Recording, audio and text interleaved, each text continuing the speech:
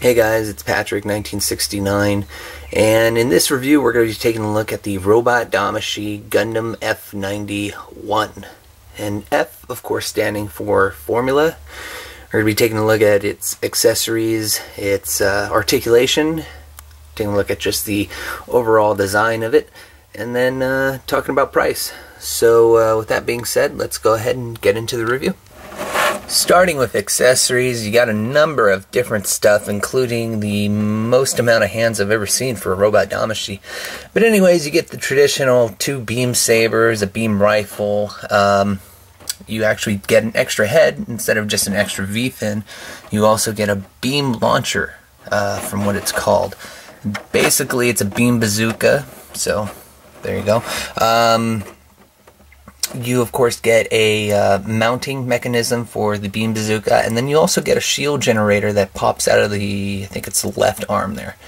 So we'll look forward to that when I put that on there.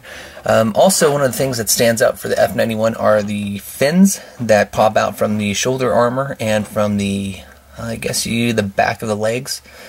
So I'll put those on as well, and you can see how that looks. Number of hands, as I said, you get 2 different trigger finger hands. There they are, some open expression hands or jazz hands, and then of course some beam saber hands. And then of course you'll also get the closed fist as well.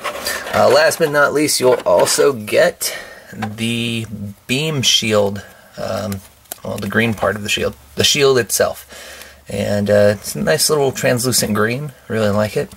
A little pointing on top, but that's okay. Anyways, so now with all the accessories shown, we can go ahead and take a look at the figure.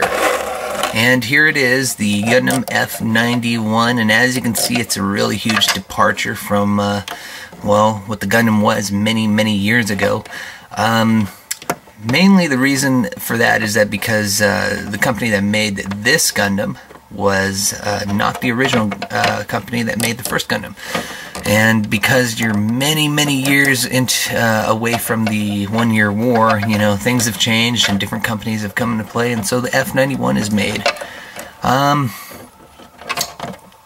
Articulation, of course, you get ball-jointed arms, double-jointed elbows, ball-jointed hands, double-jointed knees, ball-jointed upper legs, ball-jointed ankles, and ball-jointed head. So you pretty much know the articulation. You get kind of a double double joints going on in the torso, in the mid-torso there. In the back, you get this kind of slide kind of thing going on with the weapons, or the rail guns, I guess you can call them. I'll show you those in action in a moment. Skirt armor. They're on a ball joint. They can move independently. So can the front skirt armor as well. And there you can see the inside of the leg. The back skirt armor doesn't move at all. And you even get some toe articulation. So that looks pretty neat. So all in all, you get a lot of movement for this Gundam. As you can see, it's also really well painted. You got the F and the 91 on both shoulders. You can see the Mega, or whatever they're freaking called, I forgot now, but you get 2 sets of Vulcans. I know these ones are more powerful than the ones on the head. And then of course you get the beam shield generator on the left hand. So, very, very cool figure. And again, these slide out, and you'll be seeing more of what they do in a moment.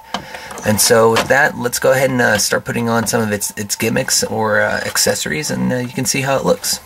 Okay, so the first thing I want to show you are these kind of rail guns or bat cannons. They can slide from this from the back up to the front, as you can see right there.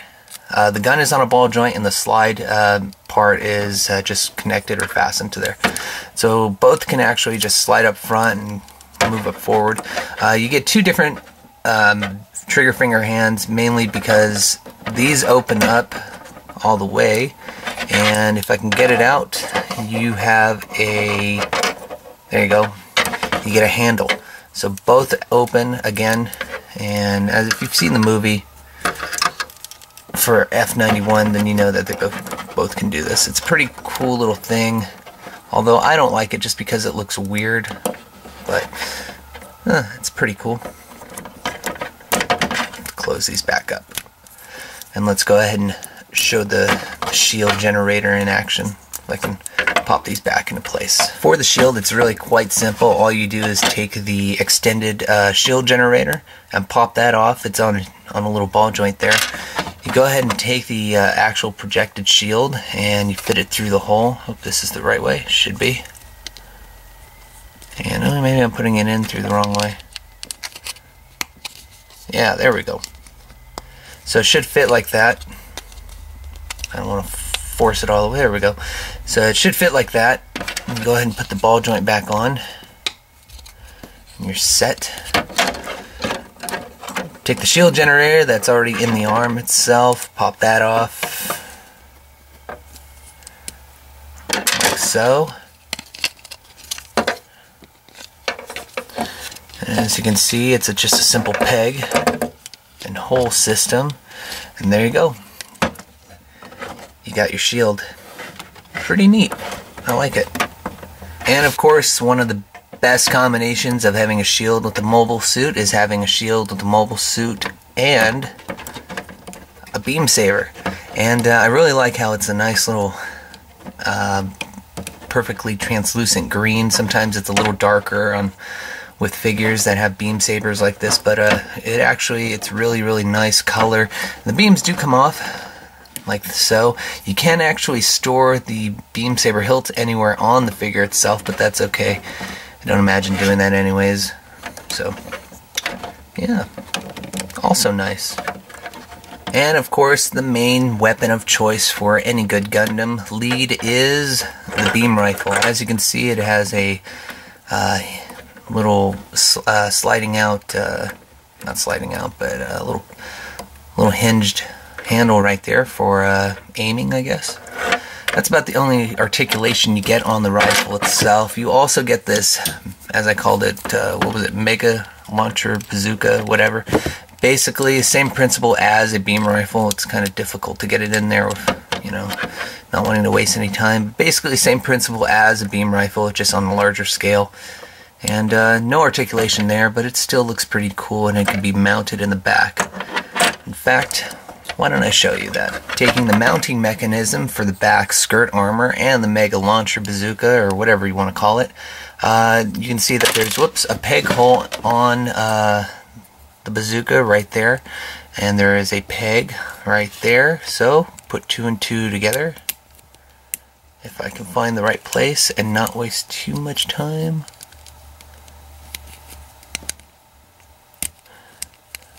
Huh.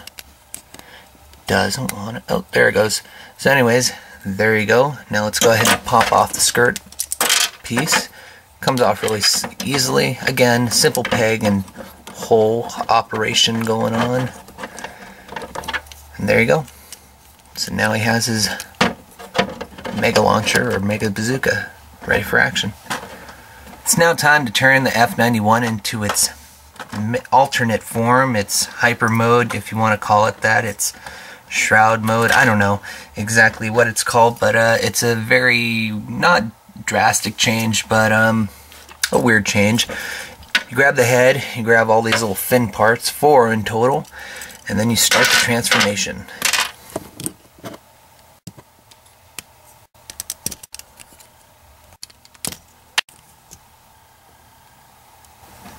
And so there you have it, the F91 in its fully decked out form. All its wings are expanded, or whatever you want to call them, fins. It also has quite a different head change. I'll take a closer look in a moment. But it's all simple, just peg and insert, nothing drastic. Simple change, nothing crazy at all. Let's pop the head off, right there. As you can see, this Gundam head, it's not too far away. There we go. This Gundam head actually has like a nose and a mouth kind of, while this one has the traditional face. Very weird. I heard it had something to do with the computer inside the Gundam's head, but anyways, with everything shown now, we can go ahead and talk price and where best to find them. With everything shown now, it's just time to talk price, and this guy actually comes for very very fair price. Of course, I'm always going to suggest eBay for buying your Gundam figures. It's just a lot cheaper. This guy goes for a usual average of $40. Checking right now, there's actually one listing for around $34 here in the US and about $8 shipping. That's about the right price you want to find it for on eBay. But always check there first if you don't have the opportunity to go on a figure board that is dedicated to Gundam. I got mine from a figure board, really cheap at a good price, shipping and for the figure itself. And so if you have the opportunity to buy from another collector who's just looking to get rid of his and not really trying to make a bunch of money, definitely, go for him. With that being said, keep in mind that there's also 3 different versions of this figure. So if you like it, you have 2 others to go. You have the blue one, which I forgot what that one's called, but it's an exclusive, of course. Has the same weapons mostly, I think. I don't know if it comes with anything else. I don't have it yet. And then there's also the after image version, which I do have, and that's another exclusive. It's basically a translucent version of this figure. You get all the same weapons, plus 2 additional weapons. If you remember in the movie, he held 2 beam sabers and dual wielded them and spun them around in a circle, and they made this cool effect. You can do that effect with the extra parts. So, yeah, very neat figure, very nice. Anybody who gets it should be really happy to add it to their collection. And so with that being said, I thank you for watching. Please be sure to subscribe or hit the like button if you enjoyed the video. And stay tuned for more reviews and whatever else I can show you guys. Alright, take care. Bye.